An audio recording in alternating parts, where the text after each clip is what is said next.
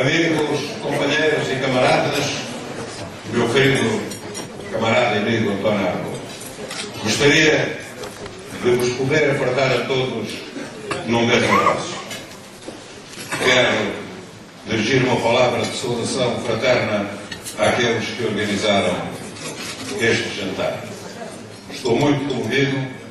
O que se passa aqui hoje é uma forma de ser à moda de Coimbra, é cidadania, nada mais que cidadania, pura cidadania. Muito obrigado.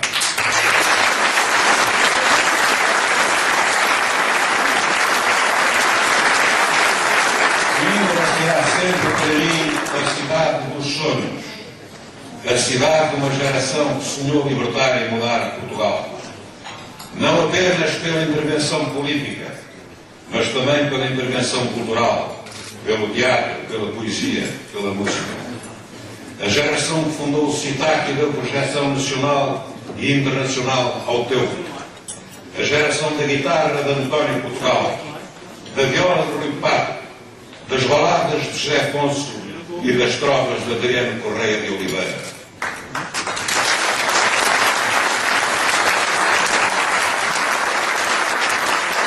A geração de onde sairia António Arnaud para ser um dos fundadores do Partido Socialista e mais tarde criar o Serviço Nacional de Saúde.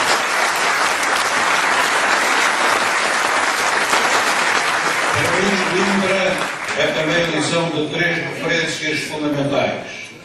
Paulo Quintela e a lição da língua portuguesa. Fernando Val e a lição da fraternidade e da tolerância. Miguel Torga e a lição da liberdade e da Portugalidade.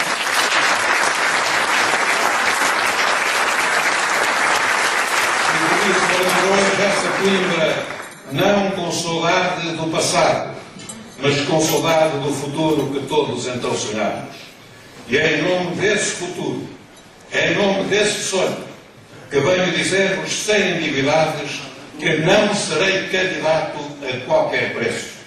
Não serei candidato para renegar os meus valores, a minha vida e as minhas convicções. Quem quiser apoiar-me, terá de apoiar-me tal como sou.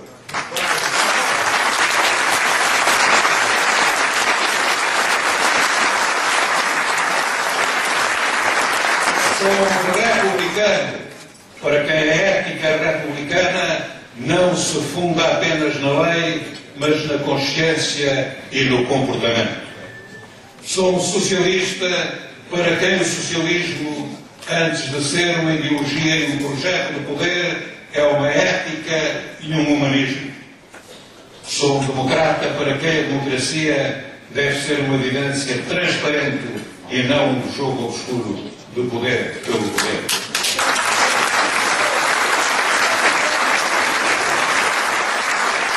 Sou um patriota para quem Portugal não é apenas um sítio, mas uma história, uma língua, uma cultura, uma identidade. Não me candidato para promover a queda de governos, nem para governar por interposta pessoa, mas para inspirar o cumprimento do projeto que está inscrito na Constituição. Democracia política, democracia económica, democracia social, mas também uma cidadania moderna, alargada à multiplicidade de identidades, à inclusão, ao reconhecimento da participação política aos não nacionais, à não discriminação das pessoas com incapacidades, à proteção das pessoas em situação de dependência, aos direitos surgidos dos avanços científicos e tecnológicos, aos novos direitos emergentes, como o direito à segurança vital, à água, à energia, à alimentação, bem como o direito à proteção do ambiente, à diversidade de orientação sexual e ao desenvolvimento pessoal. Portugal está a viver um clima de suspeição, insinuação e crispação que contamina a situação e a saúde da República. Há que repor rapidamente a normalidade democrática, a cooperação institucional, o primado do interesse nacional sobre o excesso de taticismo, de cálculo e de intriga política. A estabilidade é hoje um para o país enfrentar a grave crise económica e financeira. Tal só é possível restabelecendo a confiança, a serenidade, a transparência e a ética pública como fundamento da República e da democracia.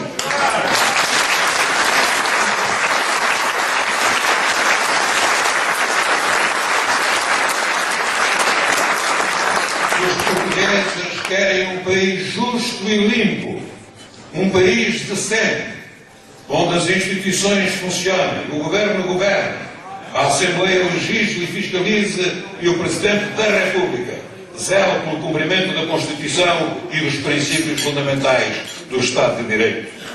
Passado menos de 4 meses sobre a realização de eleições, os portugueses não compreendem que se esteja a viver uma crise política que é sobretudo uma crise de credibilidade e confiança, em vez de se procurar resolver as dificuldades que enfrentam no dia-a-dia. O desemprego, as falências, a precariedade, a falta de meios para pagar a casa, a escola e a alimentação dos filhos.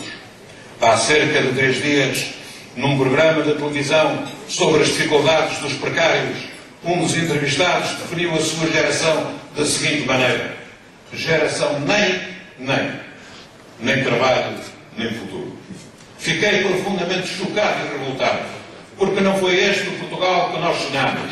Não foi por um Portugal assim que nós lutámos. É preciso mudar o sentido da política, mudar o conteúdo da democracia para criar em Portugal, como disse o Dr. Arnaud, citando António Sérgio, as condições concretas da liberdade. Porque não é possível um país onde os jovens sentem que não têm lugar. Não é possível um país onde os jovens dizem, como outro dos entrevistados disse, que são a geração perdida. E por isso, como costumava dizer Miguel Torga, é preciso ser contra isto para ser por isto. É esse o sentido da minha candidatura. O país, as pessoas, o bem comum. Nunca confundi política com negócios. Nem nunca pus projetos pessoais ou de partido acima dos superiores interesses do país e da democracia.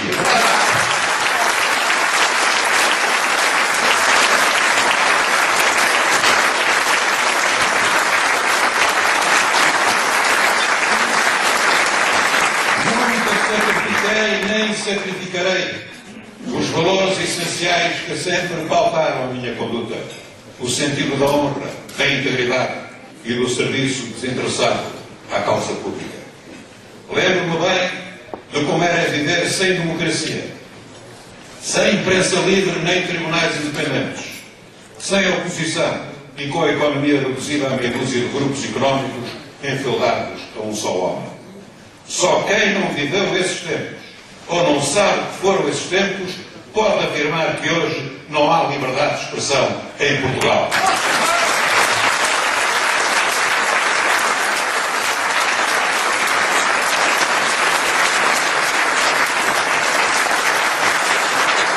Há liberdade.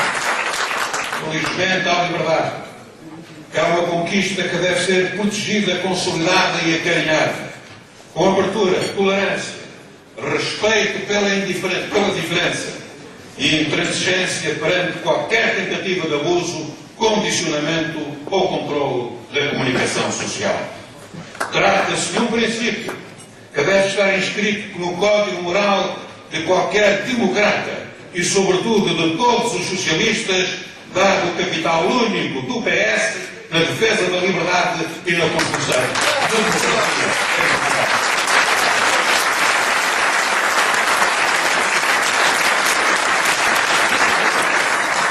Mas a liberdade de informar não pode ser sinónimo de devassa.